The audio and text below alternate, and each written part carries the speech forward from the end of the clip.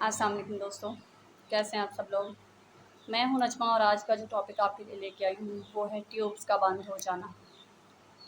हमारे पास बाज़ दफ़ा पेशेंट इस हिस्ट्री के साथ आ रहे होते हैं कि हमारी जो है ना एक बच्चा हुआ 4-5 साल हो गए तो उसके बाद जो है ना हमें प्रेगनेंसी नहीं हो रही, या फिर यूँ हुआ कि एक अबॉर्शन हो गया और उसके बाद जो है ना 4-5 साल जैसे ज़्यादा का अर्सा हो गया और दोबारा हमें प्रेगनेंसी नहीं हुई।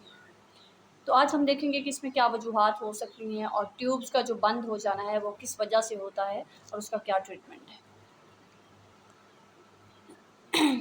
अक्सर औक़ात ये होता है कि एक प्रेगनेंसी के दौरान जो है क्लाइंट को, पेशेंट को जो है वो लीकिंग हो जाती है। पानी का अखराज यानी कि जो बच्चे वाली थैली है वो लीक हो जाती है, जिसकी वजह से इन्फेक्शन हो जाता है पेशेंट को और वो इन्फेक्शन विजाइना के थ्रू ऊपर की तरफ चला जाता है, जिसकी वजह से मिसकैरेज हो जाता है और मिसकैरेज होने के बाद वही इन्फेक्शन ऊपर ट्यूब्स तक पहुँच जाता है।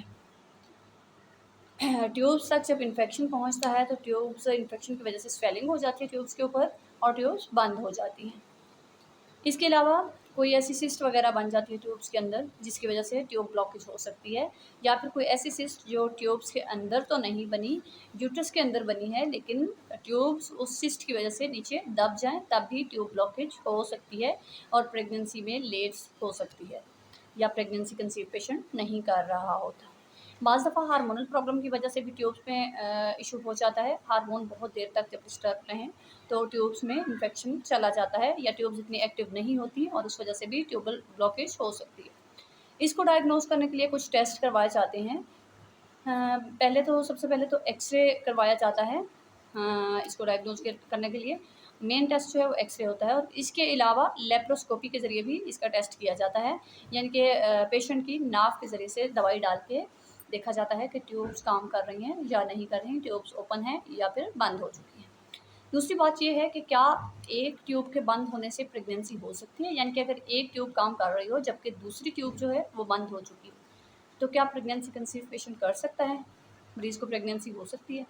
तो जी हाँ, 50% चांस होते हैं अगर एक ट्यूब बंद हो और दूसरी ट्यूब ओपन हो तो 50% चांस होते हैं प्रेगनेंसी कंसीव करने के, यानी हमल होने के। और अगर इसी तरह दोनों ट्यूब्स बंद हों तो फिर ये चांस कम हो जाते हैं। बाज़ दफ़ा एक ट्यूब ब्लॉक होती है और एक खुली होती है तो भी प्रेगनेंसी नहीं हो रही होती। ये करता है कि ट्यूब्स ब्लॉकेज किस हद तक है और किस वजह से। बाज़ दफ़ा ट्यूब ब्लॉकेज जो इन्फेक्शन की वजह से होती है या हार्मोनल चेंजिंग की वजह से या किसी सिस्ट की वजह से, तो उसको दवाइयों से और एंटीबायोटिक से ट्रीट करते हैं डॉक्टर्स। लेकिन बाज़ दफ़ा मरीज़ को जब ट्यूब मुकम्मल तौर पर बंद हो तो सर्जरी का प्रोसेस करवाना पड़ता है, यानी कि ऑपरेशन के ज़रिए ट्यूब्स खोलने का अमल किया जाता है। ट्यूब्स खोलने के बाद भी हमल के चांस जो हैं वो 50% ही रहते हैं, यानी कि ऑपरेशन के बाद भी हमल होने के चांस 100% कभी भी नहीं होते। क्योंकि ट्यूब्स जो हैं वो औरतों के रिप्रोडक्टिव सिस्टम का सबसे अहम यूज़ है। इसीलिए अगर खुदा न ख़ास्ता एक प्रेगनेंसी के बाद दोबारा प्रेगनेंसी होने में बहुत ज़्यादा लेट हो रही हो या फिर कोई एक मिसकैरेज हो के उसके बाद बहुत ज़्यादा लेट हो रही हो, तो पेशेंट को चाहिए, मरीज़ को चाहिए कि वो अपने डॉक्टर को ज़रूर चेक करवाएँ और ज़रूर कंसल्ट करें, ताकि वो अपनी नस्ल को बढ़ाने के लिए और अपने रिप्रोडक्टिव सिस्टम को जारी रखने के लिए जो है वो अपना ट्रीटमेंट ले सकें। उम्मीद करती हूँ मेरा आज का टॉपिक आप लोगों को समझ आ गया होगा। मेरे मज़ीद वीडियोज़ देखने के लिए मेरे चैनल से जुड़े रहिएगा। मेरे चैनल को सब्सक्राइब, लाइक और शेयर करना मत भूलिएगा। अल्लाह हाफ़िज़।